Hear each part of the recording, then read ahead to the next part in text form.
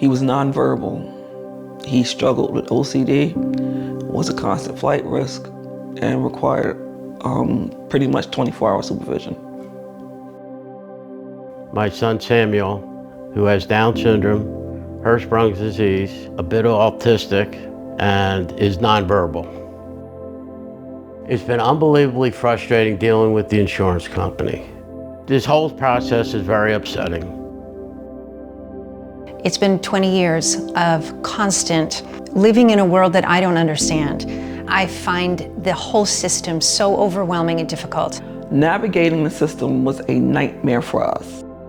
It was extremely difficult trying to find the services that I needed for him in order for me to continue working. It gave me anxiety. They repeatedly lied to me and ghosted us, and extremely frustrating, and I knew I wasn't getting anywhere with them. And then I needed an attorney. So I would appeal, and then I was denied. So I applied again, and then I was denied. So then I appealed it, and then I was denied.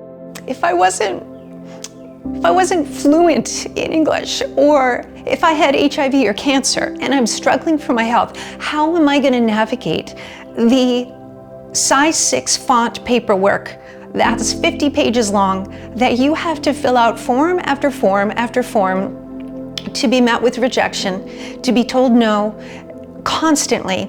Out of the blue, my son's insurance company decided that my son didn't require skilled nursing care because he wasn't on a trach.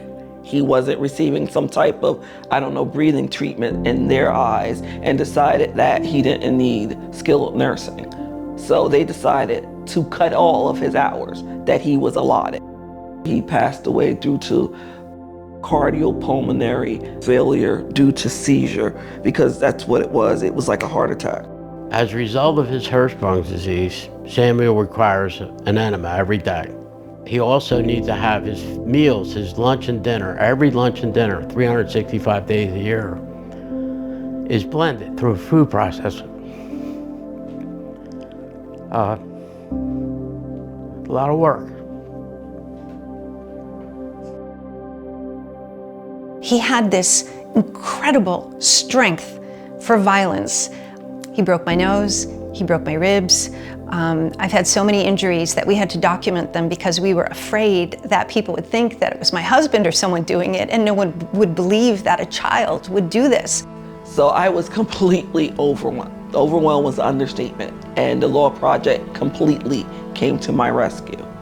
After roadblock after roadblock of denial after denial, when someone suggested I call the Community Health Law Project, I didn't really have high expectations, but immediately they said, yes, we can help you. And then they did. And now I know that my son will have some kind of assistance for the rest of his life. But I saw a Community Law Project, so I wanted to give him a call. Within 5 minutes, the nervousness left my body, I thought, I'm with the right place here. We don't sleep at night worrying about our children and what's going to happen to them. And there's this one place that will provide help, the Community Health Law Project. Please don't cut the funding for this, because there's nowhere else to turn. The system is so extraordinarily complex, it's impossible to navigate unless you are highly experienced in this area.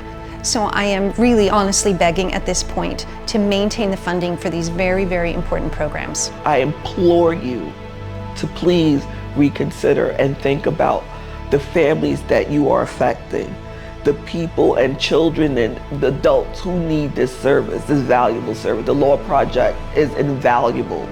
For many, many of these families, they're living on the edge, and to get cuts, it's just not fair.